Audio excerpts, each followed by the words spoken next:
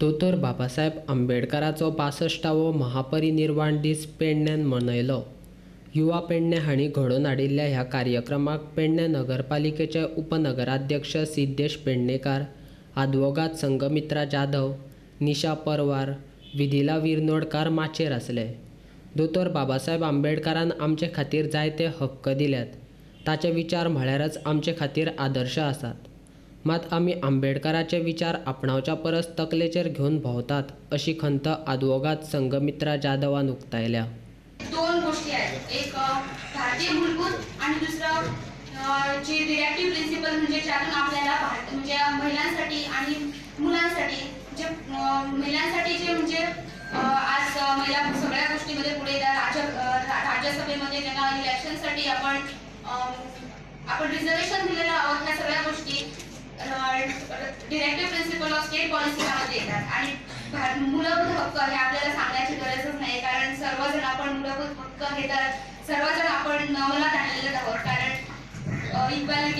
Equality म्हणा किंवा आपण कुठले पण डिस्क्रिमिनेशन, आज आपल्याला कुठलं पण काही पण असू दे, आपल्याला महार म्हणून जरी काहीतरी बोललं तर आपण डिस्क्रिमिनेशनच्या अगेन्स्ट आपण केस आज फाईल करू शकतो।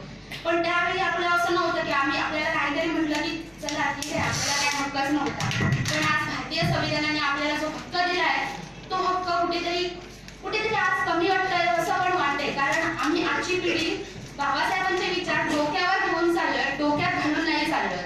ही आजची खूप मोठी शोकांतिका आहे, कारण बाबासाहेबांचे विचार हे फक्त आपण आज कुठेतरी प्रोग्राम वगैरे घेतला आणि बाबासाहेबांचे विचार आपण मांडले हेच फक्त करण्या आपण बाबासाहेबांचे विचार आपण किती अंमलात आणतोय हा आजचा मुद्दा आहे।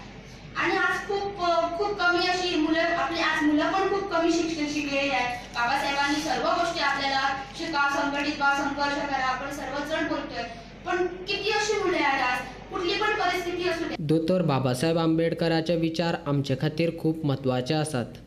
तांच्या विचाराचेर चल्ल्यार आमी समाजा खातीर कितें तरी करपाक शकतले। ताचे खातीर आंबेडकराच्या विचारांचेर घरांतल्यान भासाभास जावपाची गरज आसा अशें उलोवप निशा परवारान केलें। आपल्या आचरणात आणण्यासाठी त्यांनी काय केलं पाहिजे, तर आपण आई वडिलांनीच त्यांना घरातच ते शिक्षण दिलं पाहिजे बाबासाहेबांचं।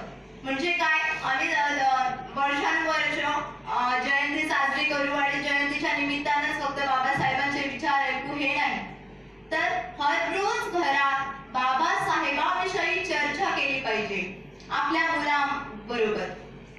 तुम्ही म्हणाल तुमचे आई वडील किती करतात, पण खरं सांगायचं झाल्यास तर माझ्या आई वडिलांना तेवढं माहितीच नाही, कारण ते बिनशिक्षणिक, त्यांना शिक्षणच नव्हतं। आणि आता आम्ही त्यांच्या बरोबर डिस्कस करतो, आम्ही त्यांना सांगतो की असं आहे, हा काळ लोटला पाहिजे। आई वडिलांनी मुलांना सांगितलं पाहिजे नाही हे तुम्ही जे विचार करता ते चुकीचे आहे।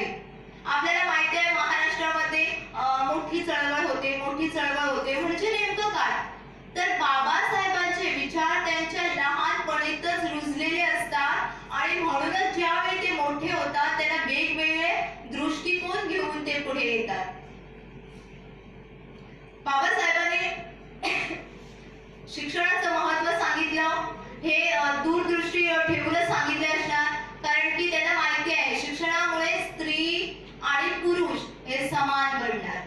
अगोदरच्या काळात काय होतं की पुरुष सत्ताक होते आणि पुरुष सत्ताक असल्यामुळे पुरुष जो असायचो तो स्त्रीवर अन्याय अत्याचार करायचा, म्हणजेच काय, तर ती फक्त उपभोगाची वस्तू आहे। तर तसं नाही, हे बाबासाहेबांनी त्यावेळेस सांगितलं। आपल्याला माहिती आहे की वेश्या जी असते त्याच्यावर कोणी बोलत नाही त्याच्याशी, पण खरं सांगावं तर त्या काळात बाबासाहेबांनी वेश्याबरोबर सुद्धा आमच्या समाजातील माणसांचं लग्न लावून दिलेलं, कारण त्यांना असं वाटायचं की ज्यावेळी ती संसारात होते त्यावेळी ती एक विचाराने पुढे येईल आणि तिला शिक्षण मिळालं तर ती विचाराने पुढे जात राहील। आणि अशा प्रकारे आपला समाज बाबासाहेबांनी घडवण्यासाठी खूप परिश्रम घेतले, पण आजकाल तसं नाहीये, कारण आता आपल्याला सर्वांनी बाबासाहेबांची महती समजली, पण तीच महती आता पुढच्या पिढीकडे पोहोचवण्यासाठी आपल्याला काय करायला पाहिजे, तर आपण एक आई वडील, एक टीचरांची पण खरं सांगायचं झाल्यास आमच्या समाजातील मुलांना कोणी बाबासाहेबांविषयी नेटकं सांगत नाही आणि ही खरीच शोकांतिका आहे. त्यांनाच माहिती नसतं की 14 एप्रिलला आपल्याला सुट्टी का असते. ही खरी गोष्ट आहे, कारण ही